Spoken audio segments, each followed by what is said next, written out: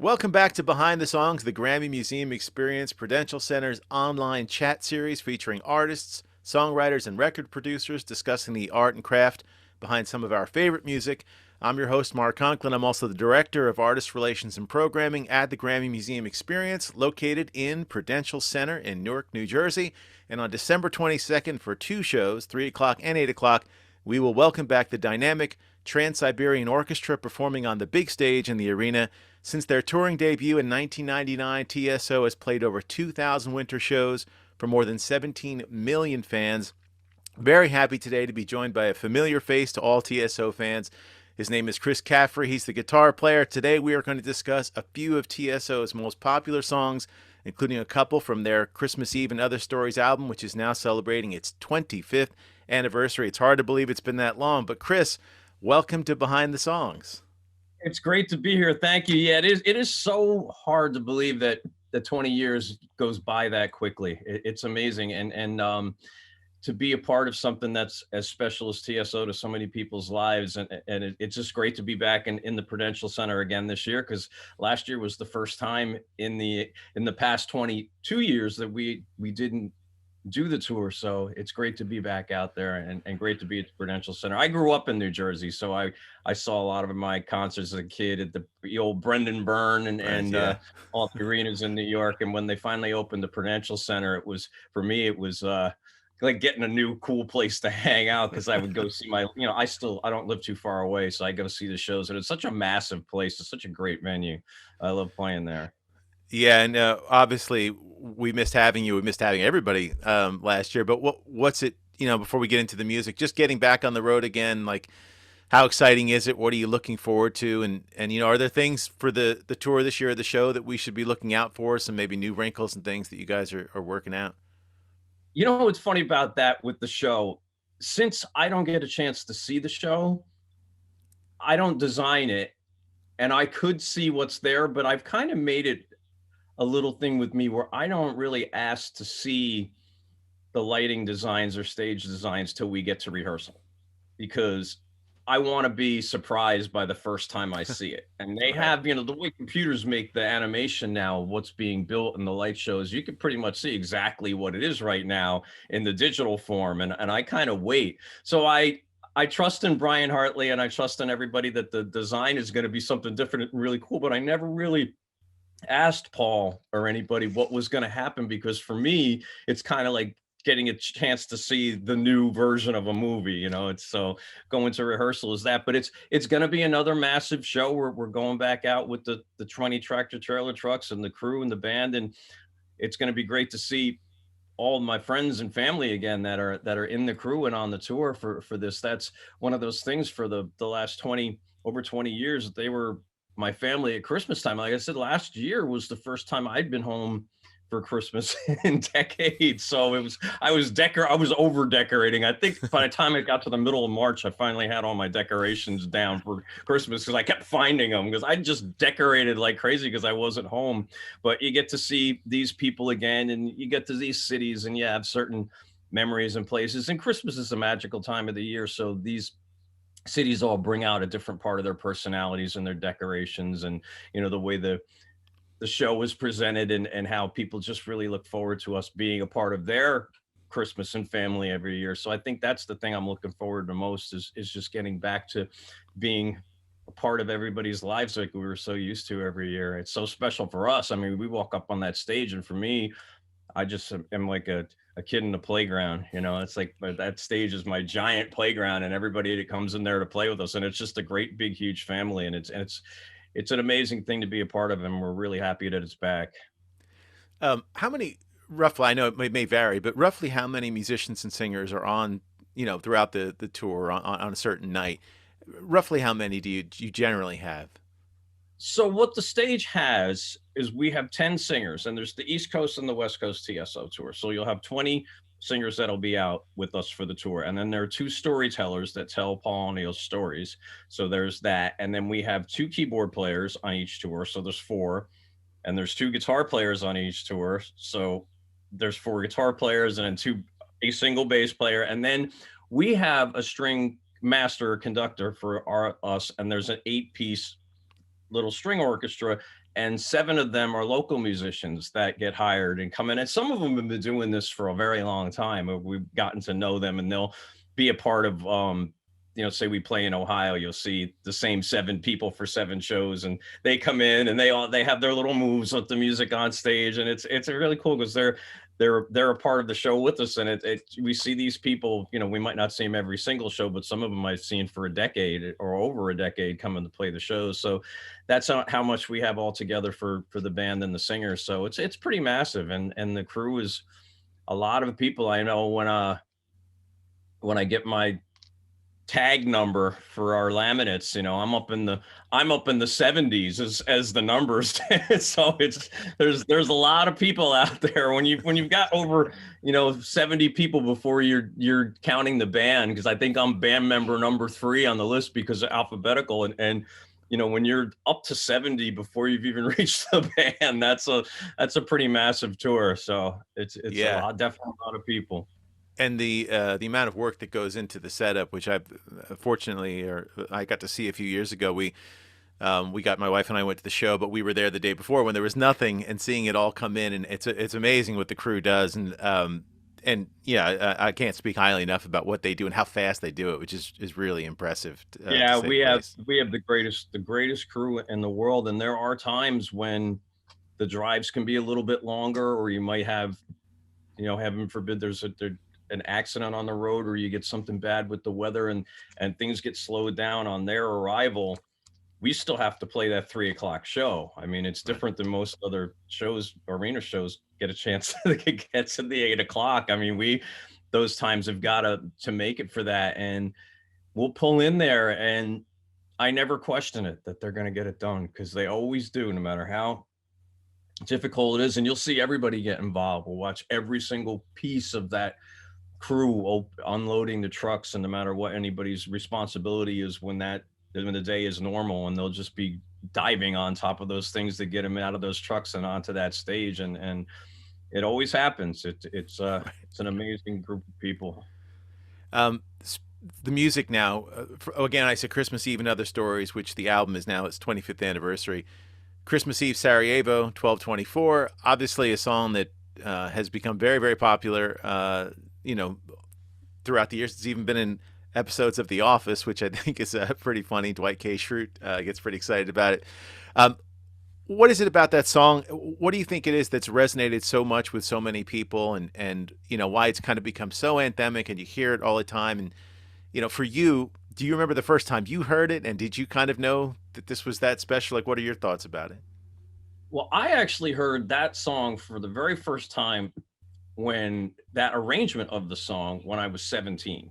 Paul O'Neill had that arrangement, and he had recorded it back when I was playing in a band called Heaven that he was producing. He had a demo of it, and he would always talk to me about this song, and said that he wanted to get a rock band to put this song out, because he just thought that it was something that was going to really get the band onto radio, and he said there's something about it, I know it's there. And I listened to it, and it was pretty brief at that time when I heard it, and I was like, yeah, this is really cool, it's really cool. And then throughout the years, I know he tried to get some other bands to do it. I believe one was the Scorpions, and some other people he was trying to get to record his arrangement of this song. And when Savatage was doing the Dead Winter Dead record, he said, we're going to put Sarajevo on our Dead Winter Dead album. And when we were mixing that, I remember walking into the control room with him in New York City, and I listened to the song, and there's just something about it. I don't even know exactly how to describe it, but when I heard it, I walked up to Paul and I said, you know what, Paul? I said, there's a gold record in this song. I said, you're right. I said, there's a gold record in this. And he had this saying where he would say, from your lips to God's ears, boss, and so he was always very confident about it, but Paul was never really cocky. He was just really confident that it was something that was special, and it just started to happen. I mean, it got played on radio stations with Savatage that never would have played a band called Savatage. But it was Christmas time at Mix 96, and we were rehearsing with Savatage in Florida, and our bass player Johnny Lee Middleton was coming to rehearsal. He's like, I was driving down the road listening to Mix 96 and I heard Sabotage, and it was, I think the first comment out of everybody's mouth is like, why were you listening to Mix 96? Because it's just not typical and driving in Florida for Johnny to be listening. That's an adult contemporary station. We were in our 20s at that time, so it was like, oh. So and it just went to number one. Mason Dixon, the DJ down there, told me that when songs would get a lot of requests, there was certain, I forget exactly what the number he said was, maybe like 10, 20 requests, or maybe as many as 50 when it was really hot. And he said, you guys were getting over 300 requests a day for it. And it just totally exploded. And it spread into New York City, was playing at Scott Shannon, was playing at New York City. And we just had something different and something special. And Paul always had the idea for Trans-Siberian Orchestra. He would talk to me about this back when I was 17. That's when I first began working with him. He's saying he wanted this band that had a limitless capability musically, and just anything it did that could have one singer and an acoustic guitar, or it could have a giant orchestra and a band, just like limitless creative possibilities, I think is how Paul put it with TSO. And at that point in time, he didn't tell me that it was going to be called Trans-Siberian Orchestra. This was just his idea for having a band. And he'd always tell me where he can have multiple singers and working out different characters and do rock operas, because Paul was writing at that time a thing called Romanoff, which was actually for Broadway. So he was working on this record when we were doing Dead Winter Dead. And Atlantic Records and him, they just were, we have to get this song out there. So Paul had his Christmas trilogy that he was working on with Christmas Eve and Other Stories, that story. And in less than a year, that record got recorded and released. And I remember talking to Paul on the phone when I was in Florida rehearsing with Sabotage for the European Dead Winter Dead tour, or I think, no, it might have been the European tour for the next record. He was talking to me then, and TSO had not released the record yet, about what TSO was going to do when it headlined arenas. And that's the kind of visionary that Paul was. I mean, he'd already been picturing in his mind, what this band was going to be like when it was headlining arenas. And we hadn't even released the first record yet. So right. It was pretty magical. He was such a visionary, such a smart man. I would always call Paul up when I had questions about things in life, and usually the conversation would last for hours, and he would just be talking about so many different things. And he was such a great human being. And the creation of TSO was built around that first record for the first releases. But like I said, it was something that was in Paul's mind ever since I knew him. And I forget exactly why he chose that specific name out of the other ones, but he had told me that, the Trans-Siberian Orchestra was the railroad. The Trans-Siberian Railroad was the longest railroad in the world, and it connected the most cultures. And that's what he wanted to do with Trans-Siberian Orchestra as a band. So when he had that opportunity to finally get that idea of his, he thought that was the perfect name for it. There's another song on that album which is great. It's called Ornament. Now this has a vocal on it.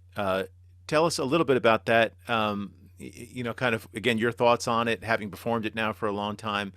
What does that song mean for you? Ornament's probably the most emotional song all the way around that we play on that stage. And it can get pretty intense sometimes. I mean, you look out off the stage and I'll see pretty clear into the facial expression of at least, the first 20 rows sometimes, depending on what the lights are like. And you can see around to people. An Ornament, I mean, all these songs, some songs will get people smiling and laughing and dancing, but Ornament, you would watch people smiling, and then you would look next to them and there'd be somebody crying.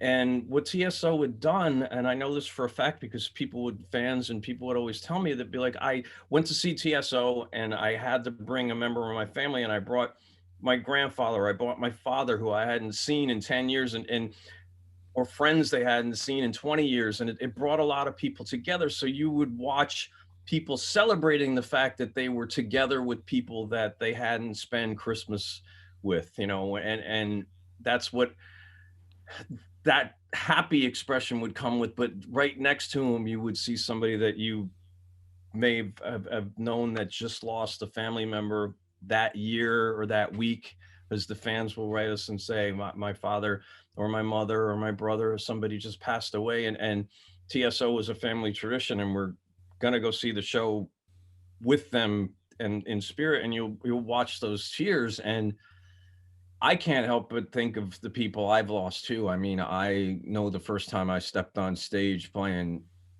Ornament after Paul had passed away, for me, it it it hit me with that. I had to look to the ground. I mean, it just hits you. It hit me now when I think about it. So that song, when it says you're far away on this Christmas day, I mean, like I said, some of the people are close together again because of TSO, but some of the people who can't be close together because they've lost loved ones, they're far away in that different way. So it's definitely a really, really, really emotional song when we play that show. I think far more than any other one that I can see personally, as far as having that level of different emotional effects on the crowd. I was going to ask you, when I went to the show, I think the thing that really, I didn't know what to expect. I hadn't seen you before. This was a couple of years ago. But the age ranges, that was the thing I think that, and not just the number of people were there, but the people who were really into it. It's not like, oh, someone dragged Yeah. me to this thing. You don't get that feeling. You get the feeling that they're all the teenager and the 60-year-old, whatever in between, that they're all there to see it. Why do you think that is? Why do you think it's been so universal? Does it surprise you, like, to see this? I mean, tell me about that. It doesn't surprise me because the fact that we have been around for 25 years. I mean, and in the midst of 25 years, there was fans that, a whole lot of them, that weren't alive when we first started playing. So Right. if someone was 15 when we started playing, or 10 when we started playing, they're 35 years old now and they have 15-year-old kids, and that gap just keeps growing. I mean, it's always been there. People would always brought, Paul would call it 8 to 80, because I guess that was his best Right. numbers to pick that sounded like that when you said them. But it's definitely like that. And you watch the little kids sitting on the chair and they'll be swinging and dancing, and it affects everybody in a different way. There's parts, like I said, the same way that song did it emotionally. TSO is the show will have different things in it that will affect people too. Some of the people are more into the rock and roll side of TSO. Some people are more into the acoustic ballad side, but all together, it's this giant show, this rock and roll show in an arena with the rock and roll story, the opera, the rock theater. It's just so much, and I don't think there's anything like it. So it's kind of where, you're bringing your kids on a vacation. TSO is kind of like, I consider it to be the vacation of rock concerts, because we got a little bit for everybody in it. You go places just like, what's everybody in my family gonna like? We're gonna go here, and no, that person won't like this, that person won't like that. So you're not gonna bring grandma to the Slayer concert, but you could take her to a TSO concert. So it's not anything against any of the metal concerts, because I go to them all the time, but this is a different thing as far as who you bring everybody to. It's Right.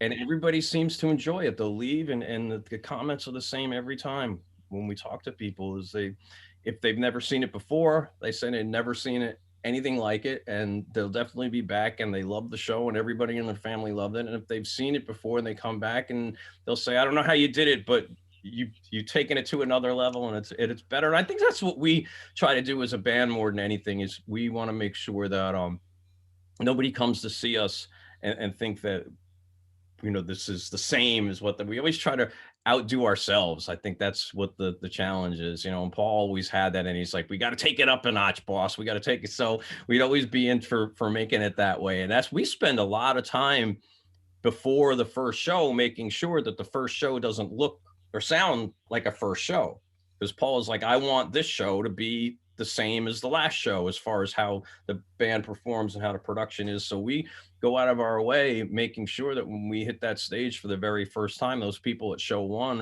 are getting the same thing that people at show 15 would get. So there's a lot of time and a lot of effort put into that, but it's really enjoyable to watch it all come together, and everybody goes out there with that same feeling of being that team, and making something really special for people, because it's definitely a special time of the year. And I think a lot of us too, we put a lot of the energy that we have because we're away from home at that time of the year into that show, because we want to get and see those smiles and be a part of that family, because it replaces the family we have at home. Now, there's another one very popular. This was from the Lost Christmas Eve album in 2004, Wizards in Winter. Speaking of metal and guitar, tell me a little bit about that song. Again, about, again, the arrangement and performing it, even today, again, very popular. What can you tell us about that? Well, I think there's always a challenge when you have a song that is as popular or as successful as Christmas Eve and Other Stories, where Christmas Eve Sarajevo was. So, we're doing the next few records, and Paul was challenging himself and to come up and have another instrumental that would be special and different that people would hear. And when Paul O'Neill and Bob Kinkle were putting together Wizards in Winter, and we were recording in the studio, I think the the mission with that was like the live show is like, what can we do to take this? And that song was done, and it was just very exciting. And it had, a lot that TSO sound. I think it's pretty cool too. Is it's one of those things where when you hear it, people would be like, "Oh, that sounds like a TSO song," and that's really cool about that. We have that identity. I mean, we went out on the road, and all of a sudden that song started exploding in the middle of the tour on a level that we'd never seen from radio alone. Not that radio doesn't explode things, but at that point in time, the internet was really just starting to take off. I mean, it was there, but YouTube and everything was starting to build. And there was this guy in Ohio outside of Cincinnati. His name was Carson Williams, I think his name was. He was in a town called Mason, Ohio, which is outside of Cincinnati, and he had programmed his Christmas lights to Wizards in Winter, and that made it onto the internet, and it was on news stories, and it exploded That's right. online, and Wizards took off to a different level to different people that, the ones that weren't even listening to radio at that point in time. And then all of a sudden, I think in time, the home Christmas light decorations started coming with the ability to program. And I think it was really a part of that whole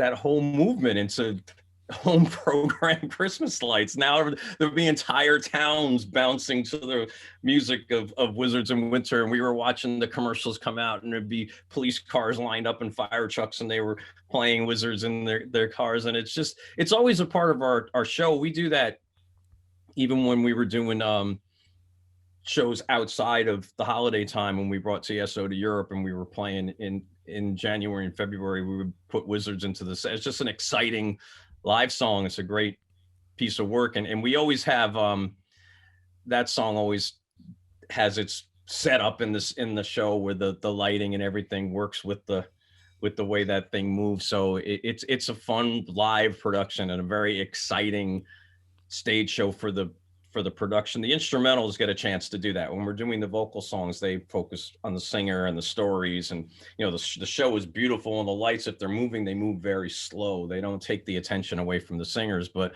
a song like Wizards in Winter is full blown. Let's see what these machines can do. And every year we get a chance to have the newest technology. So Wizards will be one of those songs that you'll get dancing flames that are different colors, and laser, and everything changes along with that. And that's, like I said, one of those things that I don't want to know what's going to happen when we rehearse, but it's become that.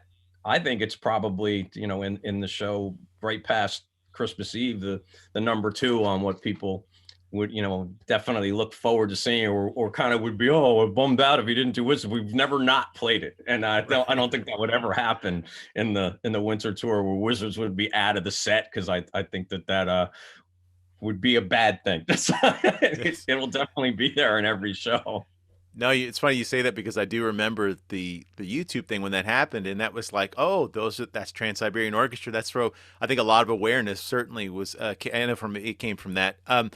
You talk about rehearsing. How do you, like, where and what kind of place do you rehearse this kind of show? Like, how do you pull that off? What kind of venue are you doing these in?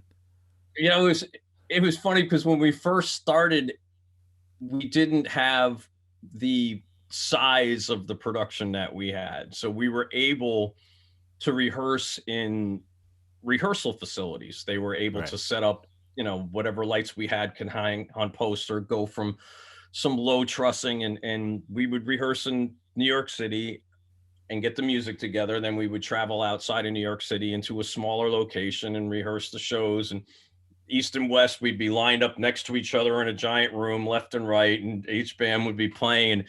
And then it just went to the arenas, and it's like, well, we got to change this. And then we started going down to Florida, near where Paul was living in Florida, and we rented an arena, and we would set up in the arena and it started as one side of the arena where we had a stage, and east and west were rehearsing on the one side of the arena, and we would both get up there and do what we had to do and be in separate rooms and get everything together. And then we moved out of there, and now the arena we've been in for the last 10 years. Both shows go in, and usually at first it gets set up on the East Coast tour, goes up there as the first one, and we would be in the back of the arena that the West Coast tour will be looking off their stage to. And Brian Hartley and the lighting designers will set the lights up, and they'll put the stage up, and we'll be rehearsing in little locker rooms and outside of the main arena. And when the stage is ready for us, we go and rehearse, and the East Coast starts off first, and we'll check our sounds, and we'll play a couple days on that big stage. And then we'll get off the stage and go back in the rooms and work on details of music. And the West Coast goes on to their stage, which by that time is up. So when we first start rehearsing on the East stage, the West stage, they're still putting that giant erector set up. So it's just like you see all the pieces still going up over there.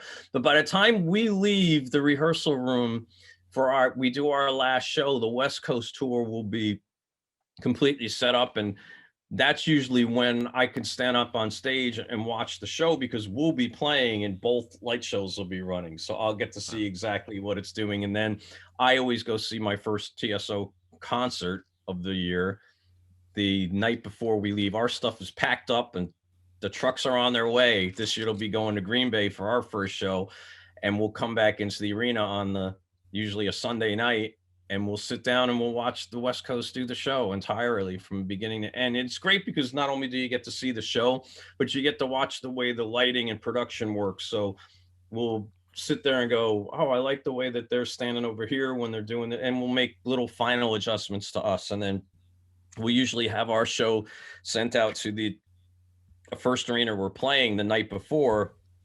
It'll be set up that day, and we go, and at 8 o'clock at night, we'll do one last run through and start the show the next day. And it's been a method that works every single year. It's been working, and it's really good. And I think it's the only possible way that it could be done to be this like seamless the way it happens. But it's an incredible amount of work to get everything and everybody into those buildings, and you put it all together. And like I said, I don't think there was any other way we could do it without it being exactly like that. But both of those shows are up in the arena by the time we're finished with our last rehearsal when we move out. Amazing. I mean, you do. I was wondering how you get the consistency and the continuity, but that's how you do it, right? So that's Exactly. really brilliant. The last song I wanted to ask you about, speaking of emotional, Music Box Blues, which is off the Christmas Attic from 1998.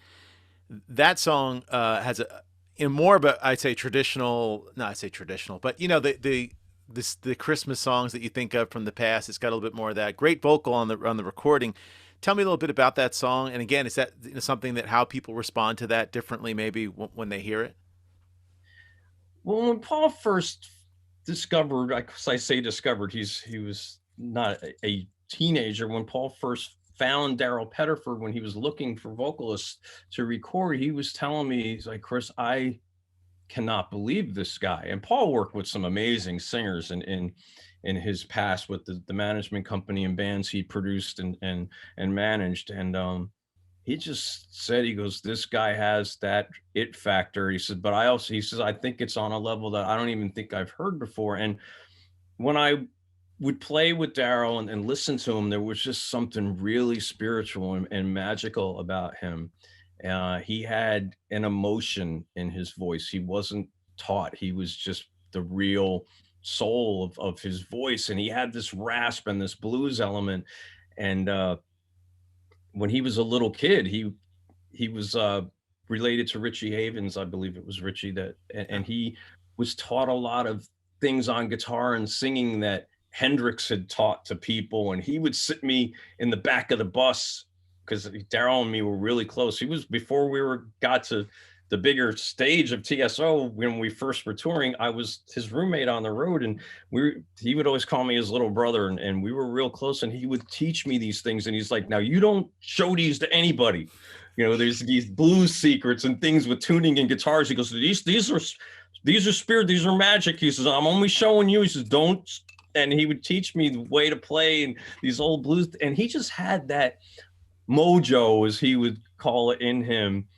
And he was special. And I found a cassette tape of Music Box Blues, of the writing of that, because we lived in New York City, and we would go and work with Paul, and me and John Oliva were doing Sabotage, and he doing Sabotage at TSO, and he had writing demos. And when we moved out of there, I cleaned up, and, you know, behind the couches and on the floors and in the closets, you find all these tapes. And I was just looking for some music and going through these cassettes to see which ones still, some of them were unmarked. And I found this one cassette that not only had Paul in the studio with Daryl for the first time doing it, it had Paul doing Music Box Blues in his apartment for the very first time, singing the motto. And I'm listening to him talk about it and put it down. And, you know, Daryl captured that song. And when we were doing the Ghost of Christmas Eve video with him, that's when the whole birth of the tour was starting. The very first birth of TSO going on the road happened that year. So Paul was seeing in his mind how we were going to move Ghost of Christmas Eve from that theater stage for the video to the first theater stage we were doing shows. And, you know, Daryl was a part of that video, and that song and that recording he had was so amazing. And it just became really, really, I don't even know if the word is spooky, but when we were about to do the first arena tour we had, Daryl had passed away in the rehearsals for the tour, not in the rehearsal, but at that period of time. And Daryl had always wanted to play Madison Square Garden. It was a dream of his. He was from New York City. And that night we set up a microphone in the center of the stage, and we had what you call a click track, that was the timing, behind his original vocal from that record. And I had to stand up there with the guitar and play this song literally with Daryl, and an honest Ghost of Christmas Eve.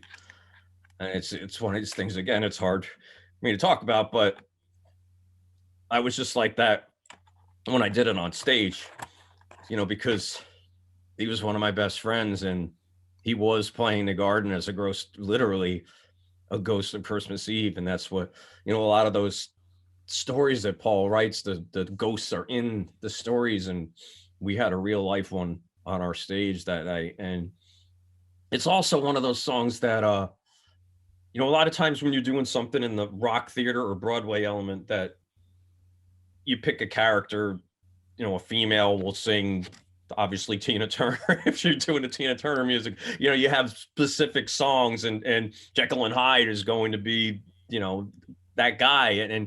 But Music Box is one of those songs that we've done with Daryl, and we've done with male, and we've done with female singers. And that song itself just matches the emotion of the lyrics, and you know, the people being together on Christmas, those couple people in that song, because it's basically, you know, almost like the kind of a love song kind of emotion in that song.